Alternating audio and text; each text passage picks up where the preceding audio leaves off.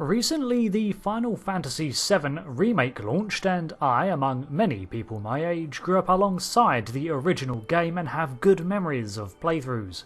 But Rick, why are you covering it here? Well, frequenters of my channel will notice that I often branch out into other topics every now and then, and this is one of those times. I've always made an effort to include science fiction universes from gaming in my coverage, such as Fallout, Mass Effect and Outer Worlds, and it helps keep me certifiably sane to do other stuff too. I debated making a video around one of my favourite franchises for some time, that being Final Fantasy in general, as it often blurs the line between science fiction and fantasy, and with VII, I think that this game epitomises why you find the two genres sharing shelf space in bookstores. It has elements of both. Nowhere is this mix more prevalent than in the city of Midgar, the sprawling pseudo-cyberpunk cross-wasteland come future urban metropolis that is the setting for the remake as well as a good section of the original games. So I thought I'd put together a video explaining this city as well as some background lore for it, as I did with the Outer Worlds, though this shouldn't take as long as there is only one location. Reasoning out of the way, let's jump in. There will be no spoilers here for the storyline, but I will provide background lore that is unveiled throughout the plot.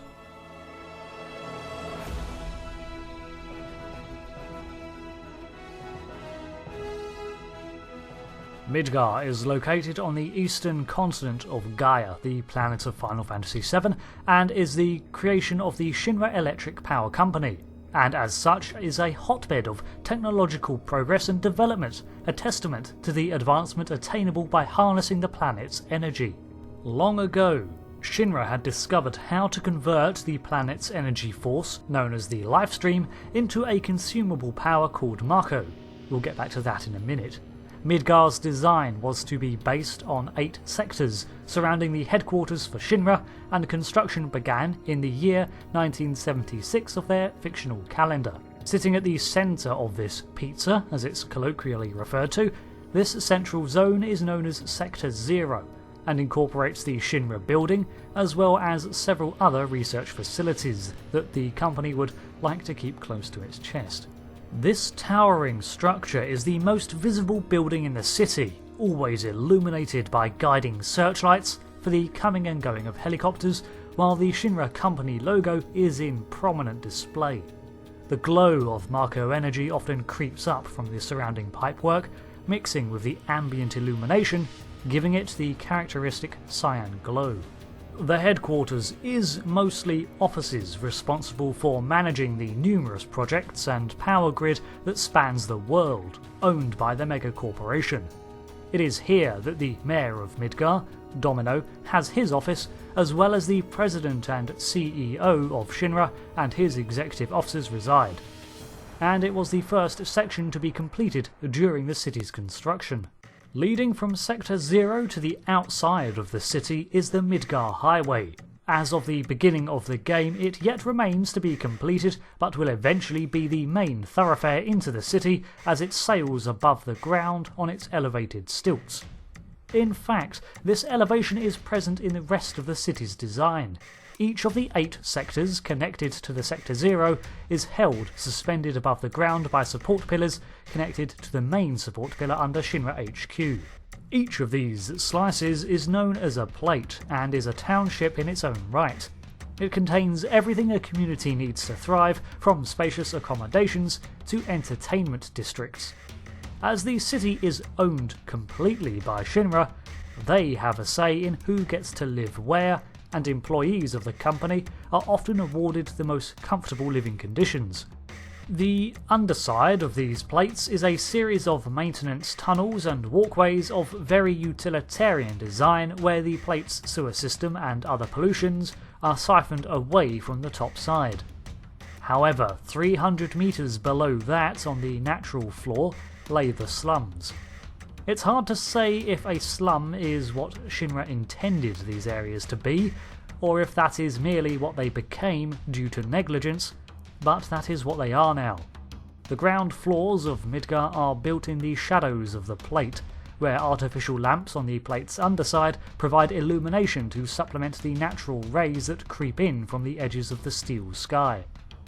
The refuse and pollution from the topside filters its way down, contaminating the lower levels, and while evidence of urban development can be found here, successful completion of such projects plays second fiddle to any topside work. Each sector slum is divided from its neighbours by a concrete and steel wall.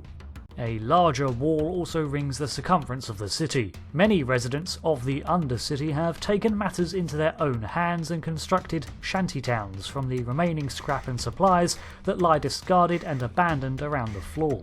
The slums, however, do remain connected to the upper levels through a train network that snakes around the central Sector 0 pillar and connects the districts. Other ways from the ground floor to the top remain sparse.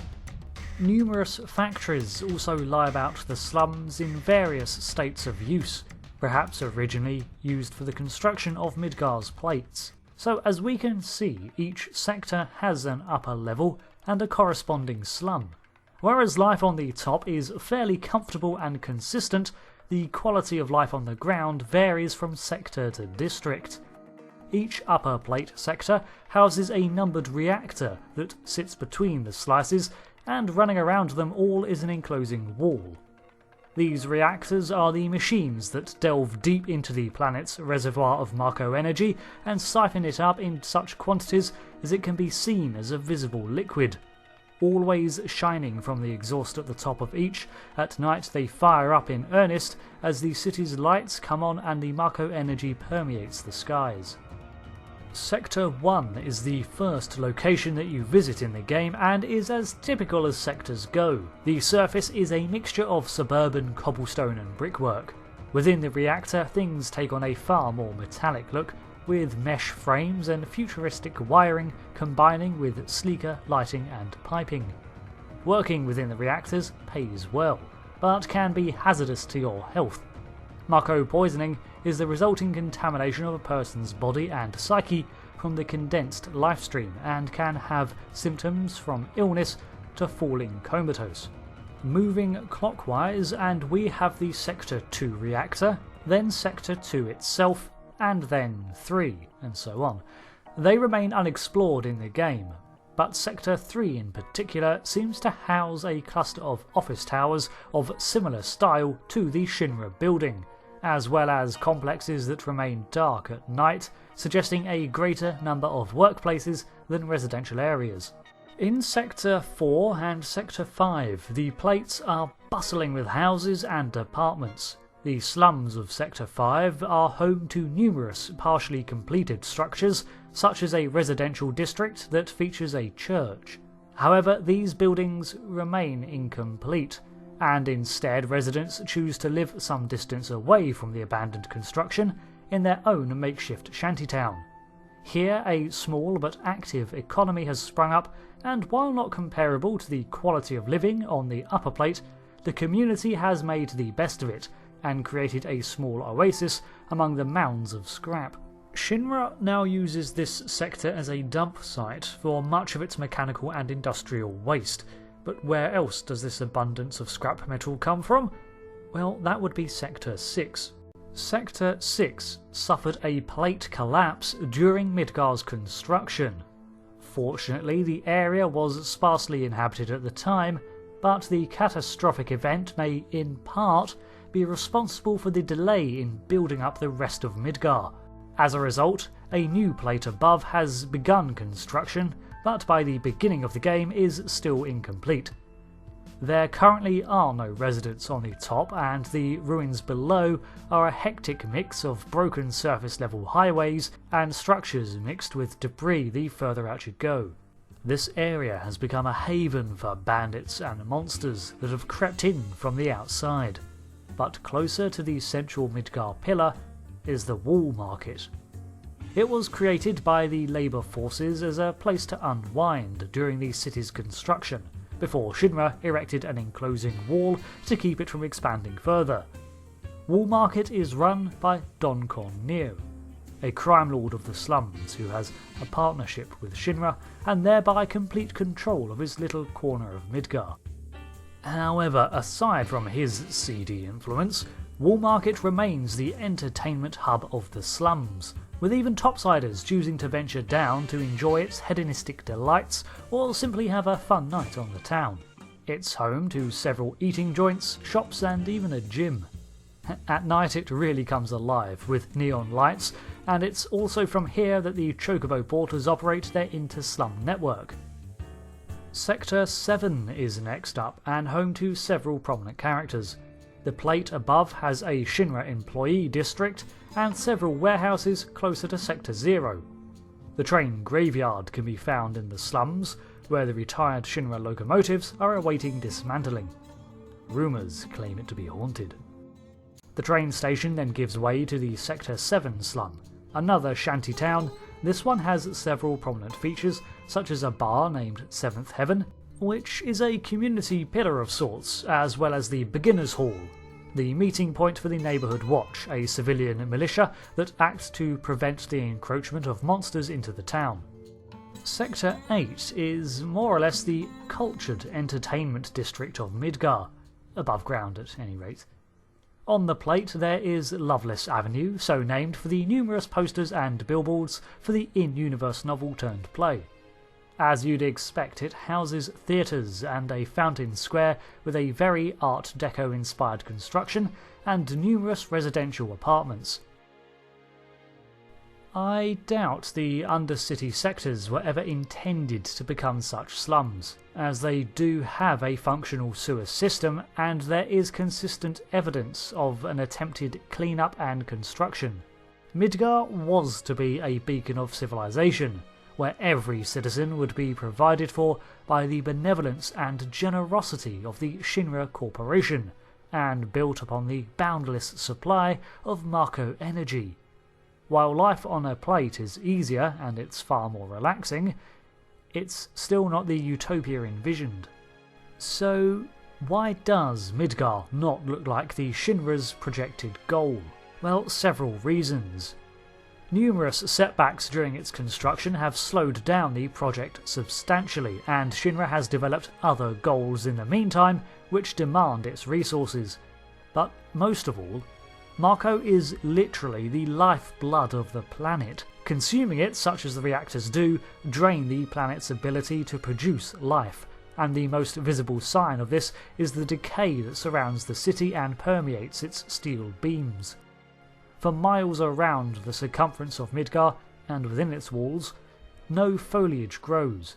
The barren lands are a waste, devoid of the energy the planet needs to thrive, and the slums in particular lack much natural light. Within the city too, it's extremely difficult to grow anything in the soil, unless you're a gifted florist.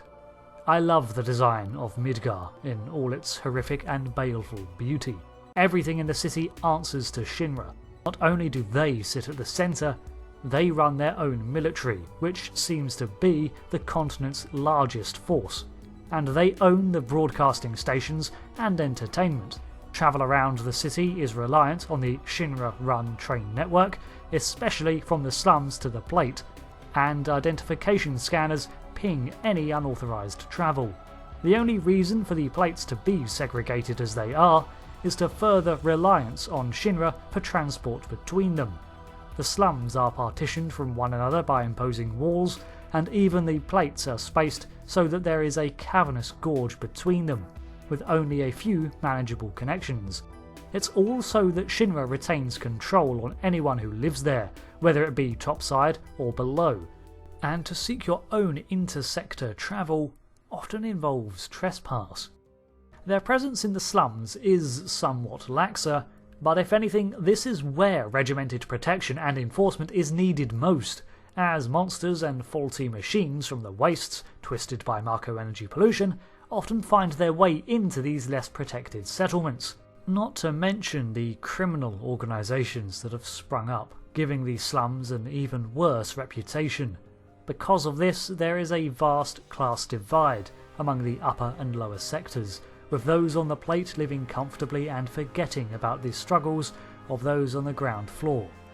Equally, while indeed the underdogs, those in the slums often assume all above them are ungrateful elitists living the good life at the expense of the grounders. Neither opinion is wholly true, and the only ones who ever profit is the Shinra mega corporation.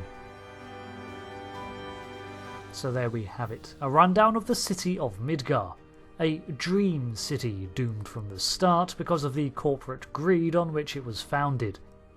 It may be the most advanced city in the world of Final Fantasy VII, but it is Shinra's plaything, and an unsustainable monument to their vanity. Thank you for watching this video on the iconic location, and do be sure to let me know what you think. Would you be interested in more on this genre? I know it's a little more of an outlier on my channel in terms of content, but hey, I keep the regular stuff flowing too, and needed to stretch once in a while. Plus, this is genuinely one of my favourite universes, and I wanted to share that with you. So, thanks again for watching. I've been Rick, and goodbye.